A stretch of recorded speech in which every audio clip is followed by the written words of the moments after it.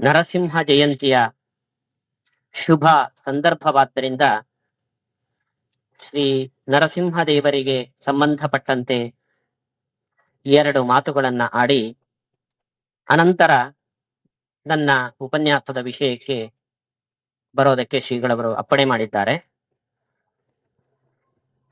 ನರಸಿಂಹ ಅನ್ನೋದು ಭಗವಂತನ ಅವತಾರಗಳಲ್ಲಿ ಒಂದು ಅಪೂರ್ವವಾದ ಅವತಾರ.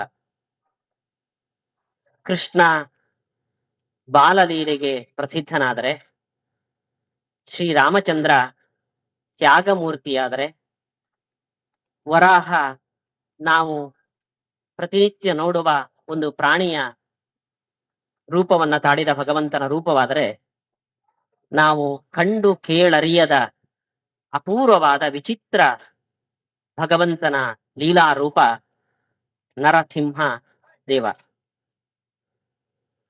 ಈ ನರಸಿಂಹದೇವರ ವ್ಯಕ್ತಿತ್ವ ಅದು ತತ್ಕಾಲದಲ್ಲಿ ಆವಿರ್ಭವಿಸಿ ತಿರೋಹಿತವಾದ ಒಂದು ರೂಪ.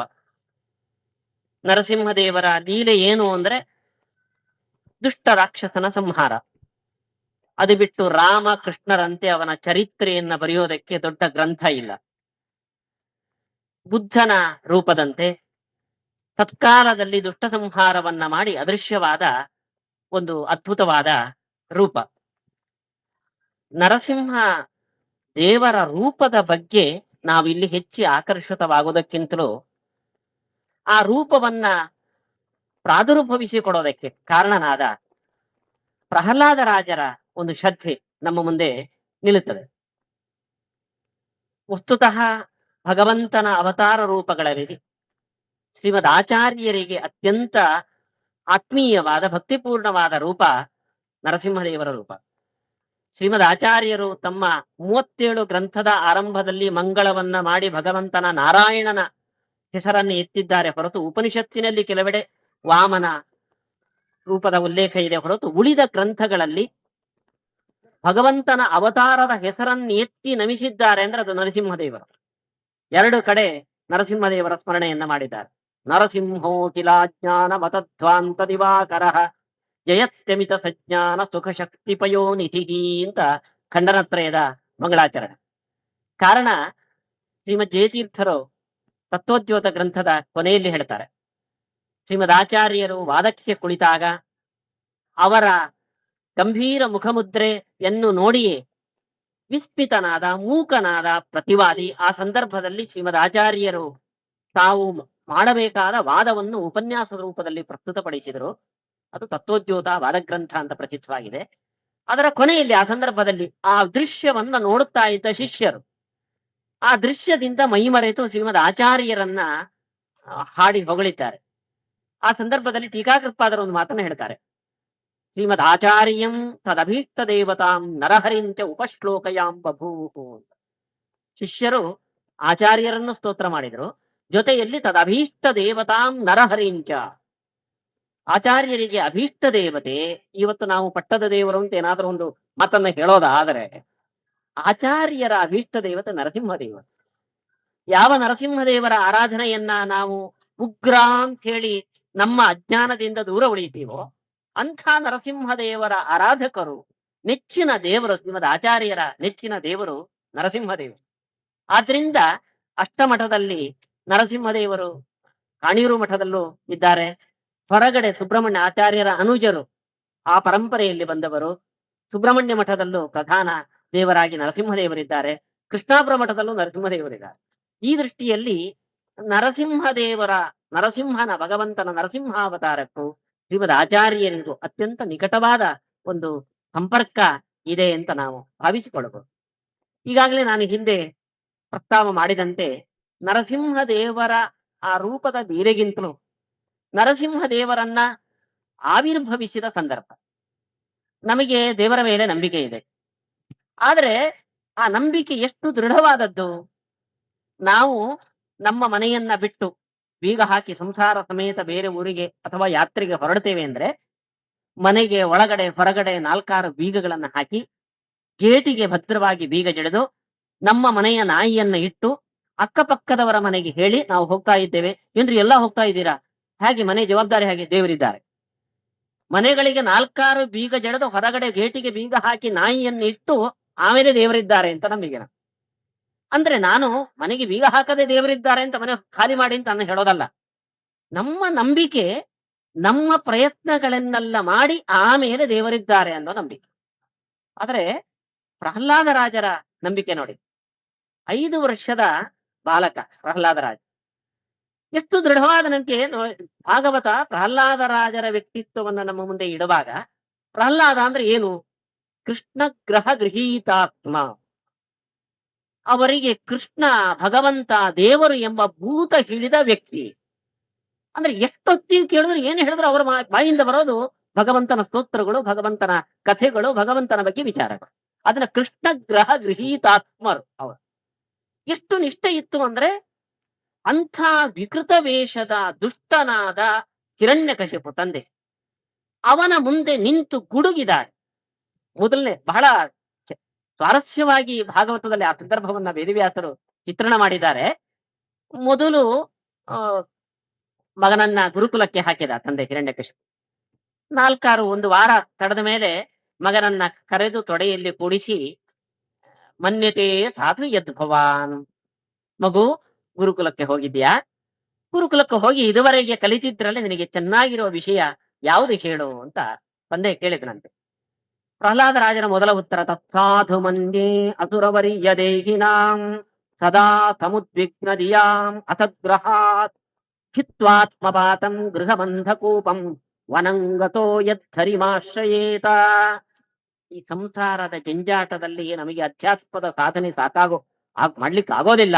ಆದ್ರಿಂದ ಅಪ್ಪ, ನಾವೇನಾದ್ರೂ ದೇವರನ್ನ ಕಾಣಬೇಕು, ಅವನ ಬಳಿಗೆ ಹೋಗಬೇಕು ಅಂತಾದ್ರೆ ಈ ಸಂಸಾರದ ಜಂಜಾಟವನ್ನು ಬಿಟ್ಟು ಬಿಡಬೇಕು.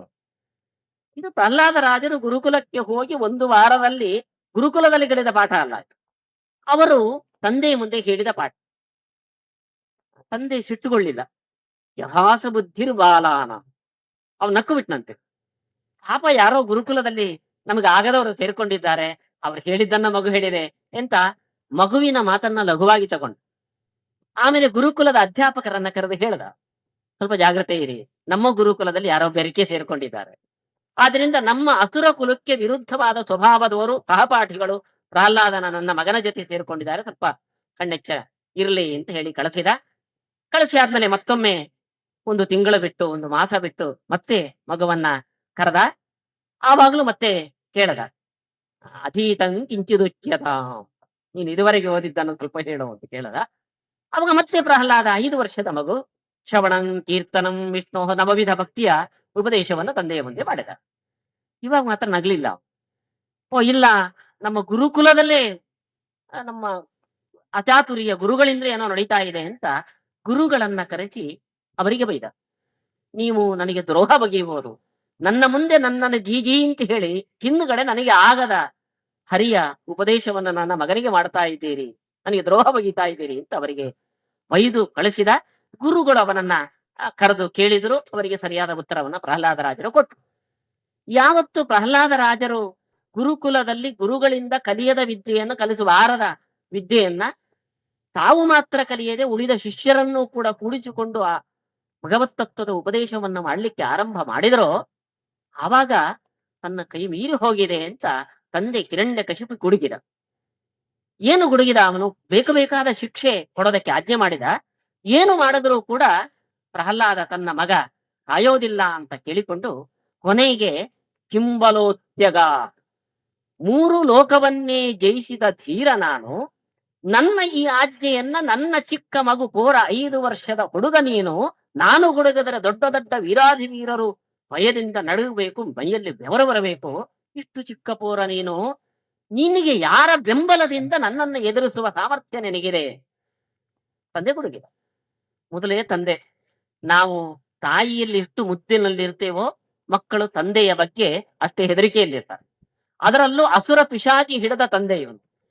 ಇಂಥ ಲೋಕ ಕಂಠಕನಾದ ತಂದೆ ಕಿಂಬಲೋತ್ಯಗಾಹ ಅಂತ ಎಷ್ಟು ದರ್ಪದಿಂದ ಕೇಳಿದನೋ ಅಷ್ಟೇ. ಸವೈ ಬಲಂ ಬಲಿನಾಂ ಚಾಪರೇಶಾಂ ಕಿಂಬಲೋತ್ಯಗಾಹ ಅಂತ ನೀನು ದುಡುಗಿ ನನ್ನ ಮುಂದೆ ಆವೇಶದಿಂದ ಹೇಳಿದೆಯಲ್ಲ, ನಿನ್ನ ಒಳಗಡೆ ನಿನಗೆ ಆ ಗುಡುಗುವ ಶಕ್ತಿಯನ್ನು ಯಾರು ಕೊಟ್ನೋ ಭಗವಂತ, ಅವನೇ ನಿನ್ನ ಮುಂದೆ ನಿಂತು ಧೈರ್ಯದಿಂದ ಮಾತನಾಡುವ ಸಾಮರ್ಥ್ಯವನ್ನು ನನಗೆ ಕೊಟ್ಟಿದ್ದಾನೆ. ಇದು ತಂದೆ ಎಷ್ಟು ತಾರದಲ್ಲಿದ್ದಾನೋ ಅಷ್ಟೇ ಸೌಮ್ಯವಾಗಿ ಭಗವತ್ ತತ್ವದ ದೃಢ ಪರಿಜ್ಞಾನ ಮಗನಾದ 5 ವರ್ಷದ ಬಾಲಕ ಪ್ರಹ್ಲಾದರಾಜರಿಗೆ ಇತ್ತು. ಇದು ಪ್ರಹ್ಲಾದರಾಜ ನರಸಿಂಹಾವತಾರದ ಸಂದರ್ಭದಲ್ಲಿ ಪ್ರಹ್ಲಾದರಾಜರ ನಿಷ್ಠೆಯನ್ನ, ಎಲ್ಲಿದ್ದಾನೆ ನಿನ್ನ ಭಗವಂತ, ಆ ಕಂಬದಲ್ಲೂ ಇದ್ದಾನೋ ಅಂದಾಗ ಇದ್ದಾನೆ. ನಮಗೆ ನಮ್ಮ ಮನೆಯ ದೇವರ ಮನೆಯಲ್ಲೂ ಇದ್ದಾನೋ ಅಂದ್ರೆ ಇರಬಹುದು ಅಂತ ಹೇಳುವ ಜಾತಿಗೆ ಸೇರಿದವರು ನಾವಾದರೆ, ಅರಮನೆಯ ಆ ದುಷ್ಟ ರಾಕ್ಷಸನ ಕಂಬದ ಒಳಗೂ ನನಗೆ ಬಲವನ್ನು, ನನಗೆ ನಿನಗೂ ಎಲ್ಲರ ಒಳಗೂ ಬಲಪ್ರದನಾದ ಭಗವಂತ ಎಲ್ಲೆಡೆಯೂ ವ್ಯಾಪಿಸಿದ್ದಾನೆ, ಇದು ಖಾತ್ರಿ. ಇಲ್ಲದಿದ್ರೆ ನಿನ್ನ ತಲೆ ಕಡಿತೇನೆ ಅಂತನ್ನೋ ಚಾಲೆಂಜ್ ಇದ್ರೂ ಕೂಡ ಅದಕ್ಕೆ ಒಪ್ಪಿ ಸಿದ್ಧನಾದವನು ಪ್ರಹ್ಲಾದ. ನನ್ನ ತಲೆ ಹೋಗೋದಿಲ್ಲ, ಭಗವಂತ ಬರ್ತಾನೆ ಅನ್ನೋ ಅಚಲ ಶ್ರದ್ಧೆಯನ್ನ ಬೆಳೆಸಿಕೊಂಡ ಧೀರ ಬಾಲಕ ಪ್ರಹ್ಲಾದ. ಇದಕ್ಕಾಗಿ ನರಸಿಂಹದೇವರು ಬಂದರು. ದ್ರೌಪದಿ ಎರಡೂ ಕೈಗಳನ್ನೆತ್ತಿ ಅಸಹಾಯಕಳಾಗಿ ಕೃಷ್ಣ ಅಂತ ಕೂಗಿದಾಗ ಅಕ್ಷಯಾಂಬರ ಹುಡುಗಿ ಬಂತು. ಗಜೇಂದ್ರ ಬೇಕಾದ ಪ್ರಯತ್ನಗಳನ್ನ ಮಾಡಿ ಕಲೆಗೆ ದಡದಲ್ಲಿದ್ದ ಒಂದು ಹುಲ್ಲು ಕಟ್ಟಿಯನ್ನು ಅಂತಿಮ ಕ್ಷಣದ ಆಧಾರವನ್ನಾಗಿ ಹಿಡಿದು ಸೋತ ಮೇಲೆ ಅನನ್ಯಗತಿಕನಾಗಿ ಗೋವಿಂದ ಅಂತ ಕೂಗಿದಾಗ ಭಗವಂತ ಒಂದು ರಕ್ಷಣೆ ಮಾಡದ. ಪ್ರಹ್ಲಾದ ರಾಜರು ಎಲ್ಲೆಡೆಯೂ ಇದ್ದಾನೆ ಅಂತ ದೃಢವಾಗಿ ತಂದೆಯ ಮುಂದೆ ನನ್ನ ತಲೆ ಕೊಡೋದಕ್ಕೂ ಸಿದ್ಧ ಅಂತ ಎದ್ದು ನಿಂತಾಗ ಅವನನ್ನ ರಕ್ಷಣೆ ಮಾಡೋದಕ್ಕೋಸ್ಕರ ಭಗವಂತ ಬಂದ. ಭಾಗವತದಲ್ಲಿ ವೇದವ್ಯಾಸರು ಹೇಳ್ತಾರೆ, ಯಾಕೆ ನರಸಿಂಹದೇವರ ಆವಿರ್ಭಾವ ಆಯಿತು? ಸತ್ಯಂ ವಿಧಾತು ನಿಜ ಭೃತ್ಯ ಭಾಷಿತಂ. ನಿಜ ಮತ್ತು ಭೃತ್ಯ, ಭೃತ್ಯನ ಭಾಷಿತಂ ಸತ್ಯಂ ವಿಧಾತು, ನಿಜ ಭಾಷಿತಂ ಸತ್ಯಂ ವಿಧಾತು. ಭಗವಂತ ಹೇಳಿದ್ದಾನೆ, ನಾನು ಯೋಗಕ್ಷೇಮಂ ವಹಾಮ್ಯಹಂ ಅನನ್ಯಾಶ್ಚಿಂತಯಂತೋ ಮಾಂ. ಯಾರು ನನ್ನನ್ನು ಅನನ್ಯವಾಗಿ ಬೇರೆದ್ದನ್ನ ಬಿಟ್ಟು ನಾನಿದೆ ಇದ್ದೇನೆ ಅಂತ ದೃಢವಾಗಿ ನಂಬುತ್ತಾರೋ ಅವರ ರಕ್ಷಣೆಯ ಭಾರವನ್ನು ನಾನು ಹೊರತೇನೆ ಅಂತ ತನ್ನ ಆಶ್ವಾಸನೆಯನ್ನು ಕೊಟ್ಟಿದ್ದಾನೆ. ಈ ಆಶ್ವಾಸನೆಯ ಪ್ರಕಾರ ಸತ್ಯಂ ವಿಧಾತು, ಈ ಆಶ್ವಾಸನೆಯನ್ನು ಸತ್ಯ ಮಾಡುವ ಕಾರಣದಿಂದ ನರಸಿಂಹದೇವ ಕಂಬದಿಂದ ಆವಿರ್ಭವಿಸಿದ. ನಿಜ ಭೃತ್ಯ ಭಾಷಿತಂ, ತನ್ನ ಭಕ್ತನಾದ ಪ್ರಹ್ಲಾದ ಎಲ್ಲೆಡೆಯೂ ಆ ಭಗವಂತ ನನಗೆ ರಕ್ಷಕನಾಗಿ ಇದ್ದಾನೆ ಅಂತ ಕೇಳಿದ್ದನ್ನ ಸತ್ಯ ಮಾಡುವ ಕಾರಣದಿಂದ ಭಗವಂತ ನರಸಿಂಹರ ರೂಪದಿಂದ ಪ್ರಾದುರ್ಭವಿಸಿದ. ಇದು ಭಗವಂತನನ್ನ ನಾವು ಕಾಣಬೇಕಾದ್ರೆ, ದೇವರು ನಮ್ಮವನಾಗಬೇಕಾದ್ರೆ, ನಾವು ಕೇಳಿದ ವರಗಳು ಅವನಿಂದ ದೊರೆಯಬೇಕಾದ್ರೆ ಈ ಅಚಲ ಶ್ರದ್ಧೆ ಬೇಕು ಅನ್ನೋದನ್ನ ನರಸಿಂಹಾವತಾರದ ಒಂದು ಘಟನೆಯಿಂದ ನಾವು ತಿಳ್ಕೊಳ್ಳಬಹುದು. ಇದು ಪ್ರಹ್ಲಾದನ ದೃಷ್ಟಿ. ಇನ್ನೊಂದು ಹಿರಣ್ಯಕಶಿಪುವಿನ ದೃಷ್ಟಿಯಿಂದ. ಹಿರಣ್ಯಕಶಿಪು ಅವನ ಅಣ್ಣ ಹಿರಣ್ಯಾಕ್ಷ, ಅವನ ಸಾವಾಯಿತು. ಅವನು ಭಗವಂತನಿಂದ ಸತ್ತಾಗ ತಾಯಿ ಬಹಳ ಮಗನಿಗಾಗಿ ಕಣ್ಣೀರಿಳಿತಿದ್ದ. ಕಣ್ಣೀರು ಇಳಿಸಿದಾಗ ಕಶಿಪು ತಾಯಿಗೆ ಸಮಾಧಾನ ಹೇಳ್ದ, ಇಲ್ಲ, ಅದು ಭಗವಂತನದೇ ಇದೆ. ಪತಿಸ್ಥಿತಂ ತಿಷ್ಠತಿ ದೈವರಕ್ಷಿತಂ. ನಮ್ಮದು ಅಂತಾದರೆ ದಾರಿಯಲ್ಲಿ ಬಿದ್ದ ಪರಸು ಯಾರ ಕೈಗೂ ಸೇರದೆ 16 ದಿನಗಳಾದ ಮೇಲೆ ನಮ್ಮ ಜೈಲಿಗೆ ಸೇರುತ್ತೆ. ನಮ್ಮದಲ್ಲ ಅಂದ್ರೆ ಎಷ್ಟು ಭದ್ರವಾದ ಪೆಟ್ಟಿಗೆಯೊಳಗೆ ಇಟ್ಟರು ನಮ್ಮ ಕೈಗೆ ಸಿಗೋದಿಲ್ಲ. ಆದ್ರಿಂದ ನಮ್ಮದು ಅಂತ ಯಾವುದಿದೆಯೋ ಭಗವಂತ ಅದನ್ನ ನಮಗೆ ಕೊಡಿಸ್ತಾನೆ. ಆದ್ರಿಂದ ನನ್ನ ತಮ್ಮ ಅವನು ಸತ್ತ, ನಮ್ಮ ವಸ್ತುವಲ್ಲ, ತೆಗೆದುಕೊಂಡು ಹೋದ. ಅದಕ್ಕೋಸ್ಕರ ಕರುಬು ಬೇಡ ಅಂತ, ಸಾವಿಗೆ ಅಂಜಬಾರದು ಅಂತ ಹಿರಣ್ಯಾಕ್ಷ ಮಗನ ಸಾವಿಗಾಗಿ ಅತ್ತ ತಾಯಿಗೆ ಹೇಳಿದ ಸಾಂತ್ವನ. ಸಾವಿಗೆ ಅಂಜಬಾರದು. ಅದೇ ಹಿರಣ್ಯಾಕ್ಷ ಘೋರವಾದ ತಪಸ್ಸಿಗೆ ಕೂತು ದೇವರನ್ನ ಮೆಚ್ಚಿಸಿ ಭಗವಂತನಲ್ಲಿ ಕೇಳಿಕೊಂಡ, ನಾನು ಹಾಗೆ ಸಾಯಬಾರದು, ಹೀಗೆ ಸಾಯಬಾರದು, ಒಳಗಾಗಬಾರದು, ಹೊರಗಾಗಬಾರದು, ಮನುಷ್ಯ ಆಗಬಾರದು, ಪ್ರಾಣಿ. 28 ನಿಬಂಧನೆಗಳನ್ನ ಹಾಕಿ ಯಾವ ಹಿರಣ್ಯಾಕ್ಷ ತಾಯಿಗೆ ಉಪದೇಶ ಮಾಡುವ ಸಂದರ್ಭದಲ್ಲಿ ಸಾವಿಗೆ ಅಂಜಬಾರದು, ಅಳುಕಬಾರದು, ಕರುಗಬಾರದು ಅಂತ ಉಪದೇಶ ಮಾಡಿದನು ತಾಯಿಗೆ, ಅದೇ ಹಿರಣ್ಯಾಕ್ಷ ಭಗವಂತನನ್ನ ಪ್ರತ್ಯಕ್ಷೀಕರಿಸಿಕೊಂಡು ಕೇಳಿದವರ ನನಗೆ ಯಾವುದರಿಂದಲೂ ಸಾವು ಬರಬಾರದು. ಇದು ನಾವು ತಿಳ್ಕೊಳ್ಬೇಕಾದ ದೊಡ್ಡ ಒಂದು ಪಾಠ. ನಮಗೆ ಇತ್ತೀಚೆಗೆ ಇಲ್ಲಿ ಒಂದು ಸಾಹಿತ್ಯ ಗೋಷ್ಠಿ ಆದ್ದನ್ನು ನಾನು ಪತ್ರಿಕೆಗಳಲ್ಲಿ ನೋಡಿದ್ದೆ. ನಮ್ಮ ಈ ದಿನದ ದೊಡ್ಡ ವ್ಯಕ್ತಿಗಳ ಮಾತಿಗೂ ಕೃತಿಗೂ ಬಹಳ ಅಂತರ ಹೆಚ್ಚಾಗ್ತಾ ಇದೆ ಅಂತ ಏನು ನಾವು ಹೇಳ್ತಾ ಇದ್ದೀವೋ ಅದಕ್ಕೆ ಉದಾಹರಣೆ ಹಿರಣ್ಯಕಶಿಪು. ಅವನು ಆಡಿದ್ದು ತಾಯಿಗೆ ಸಾವಿಗೆ ಅಂಜಬಾರದು, ತಾವು ದೈವದತ್ತವಾದ ಕೊಡುಗೆ ಅಂತ. ಕೇಳಿದ್ದು ಮಾಡಿದ್ದು ನನಗೆ ಸಾವು ಬರಬಾರದು. ಇದು ಮಾತು ಕೃತಿಗಳ ಅಂತರಕ್ಕೆ ನಮ್ಮ ಪುರಾಣದಲ್ಲಿ ಸಿಗುವ ಒಂದು ದೊಡ್ಡ ಉದಾಹರಣೆ. ಇದಾಯಿತು. ಆದ್ರೆ ಹುಟ್ಟಿದ ವ್ಯಕ್ತಿ ಸಾಯಲೇಬೇಕು. ಅವನು ಎಷ್ಟು ನಿಬಂಧನೆಗಳನ್ನ ಹಾಕಿದನೋ ಅವಷ್ಟೂ ನಿಬಂಧನೆಗಳನ್ನ ಪೂರ್ಣ ಮಾಡಿ, ಫುಲ್ಫಿಲ್ ಮಾಡಿ, ಅವನ ಯಾವ ನಿಬಂಧನೆಗೂ ಚಾಚೂ ತಪ್ಪದೆ ಭಗವಂತ ಅವತರಿಸಿ ಬಂದು ಅವನನ್ನು ಕೊಂದ. ಇದು ದೈವ ಸಂಕಲ್ಪವನ್ನ ನಾವು ಯಾರೂ ಮೀರೋಕೆ ಸಾಧ್ಯ ಇಲ್ಲ ಅಂತ ಹಿರಣ್ಯ ಕಶಿಪುವಿನ ಸಂದರ್ಭ ದೃಷ್ಟಿಯಲ್ಲಿ ನಾವು ನೋಡತಕ್ಕಂಥದ್ದು. ಹೀಗೆ ಪ್ರಹ್ಲಾದ ರಾಜರ ವ್ಯಕ್ತಿತ್ವವನ್ನು ತೆಗೆದುಕೊಂಡಾಗ ದೈವದಲ್ಲಿ ಅಚಲವಾದ ನಿಷ್ಠೆ ಇದ್ದಾಗ ಮಾತ್ರ ದೈವ ನಮಗೆ ಒಲಿಯೋದು ಸಾಧ್ಯ. ಹಿರಣ್ಯಕಶಿಪುವಿನ ದೃಷ್ಟಿಯಲ್ಲಿ ನರಸಿಂಹದೇವರ ಆವಿರ್ಭಾವವನ್ನು ನಾವು ನೋಡಿದಾಗ ನಮ್ಮ ಮಾತು ಮತ್ತು ಕೃತಿಗಳಿಗೆ ಅಂತರ ಇರಬಾರದು, ಆಡಿದ್ದನ್ನ ಮಾಡಿ ತೋರಿಸುವ ಒಂದು ಪ್ರಾಮಾಣಿಕತೆ ನಮ್ಮಲ್ಲಿ ನಾವು ಬೆಳೆಸಿಕೊಳ್ಳಬೇಕು ಅಂತ ತಿದ್ದುವ ವಿಚಾರ. ಜೊತೆಯಲ್ಲಿ ದೈವ ಸಂಕಲ್ಪವನ್ನ ಯಾವ ವ್ಯಕ್ತಿಗೂ ಕೂಡ ಮೀರೋದಕ್ಕೆ ಸಾಧ್ಯವಿಲ್ಲ ಅನ್ನೋ ಪಾಠವನ್ನ ರಾವಣಾಧಿಪತ್ವರ್ತವ್ಯ ರಾಮಾಧಿಪತ್ವರ್ತಿತವ್ಯಂ ನರಾವಣಾಧಿಪತಿ ಅನ್ನೋ ಒಂದು ಪಾಠ ನಮಗೆ ಈ ಸಂದರ್ಭದಲ್ಲಿ ಸಿಗ್ತದೆ ಅಂತ ನರಸಿಂಹ ಜಯಂತಿಯ ಸಂದರ್ಭದಲ್ಲಿ ನರಸಿಂಹದೇವರ ಅವತಾರದ ಹಿನ್ನೆಲೆಯನ್ನ ಕೃಷ್ಣನ ಸನ್ನಿಧಿಯಲ್ಲಿ ಶ್ರೀಪಾದಂಗಳವರಿಗೆ ಅರ್ಪಿಸಿ ನನ್ನ ಇವತ್ತು